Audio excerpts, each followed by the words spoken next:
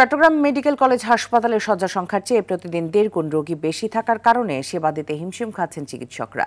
টেকনাফ ও বৃহত্তর নোয়াখালীর রোগীরাও আসেন চট্টগ্রাম মেডিকেল কলেজ হাসপাতালে। রোগীদের অভিযোগ, জনবল সংকট, অব্যবস্থাপনা, পরিকাঠামোগত ঘাটতিতে ব্যাহত হচ্ছে চিকিৎসা সেবা। চট্টগ্রাম থেকে সাইফুল মাহমুদের পাঠানো তথ্যচিত্রে আরও জানাচ্ছেন লিওন আজাদ। 1957 সালে প্রতিষ্ঠিত চট্টগ্রাম মেডিকেল কলেজ হাসপাতাল এখন দেশের অন্যতম বড় সরকারি চিকিৎসা প্রতিষ্ঠান। শুরুতে ছিল 50 শয্যা, এখন বেড়ে হয়েছে 2200 শয্যা। চট্টগ্রাম ও পার্বত্য অঞ্চলের মানুষের চিকিৎসার প্রধান ভরসা এই হাসপাতাল। এখানে গড়ে প্রতিদিন চিকিৎসা নেন প্রায় 5-6 হাজার রোগী।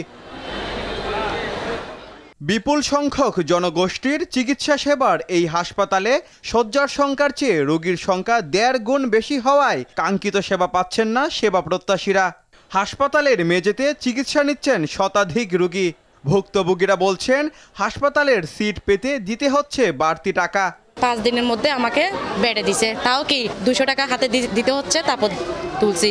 এদিকে গেল টাকা, এদিকে গেলে টাকা, ওদিকে গেল টাকা। ভেতরে গেছিলাম, ভেতরে জায়গা নেই। ওনারা তো কোনো সিদ্ধান্ত মানে কোনো নিচ্ছে না। ফুলুরে বারান্দার মধ্যে আছে। প্রত্যাশা অনুযায়ী সেবার জন্য আমরা বিরতভাবে কি করতেছি। রোগীর চাপ কমাতে শয্যা সংখ্যার পাশাপাশি চিকিৎসক ও নার্সের সংখ্যা বাড়ানোর কথা জানান এই পরিচালক। চট্টগ্রাম মেডিকেল কলেজ হাসপাতাল 2 করার জন্য যে আমরা প্রস্তাবনা পাঠিয়েছি, এটা যদি অনুমতি হয়, এই সমস্যার সমাধান ইনশাল্লাহ অনেকাংশে কিন্তু কমে যাবে এবং রোগীদের সেবার মান অনেক বৃদ্ধি পাবে।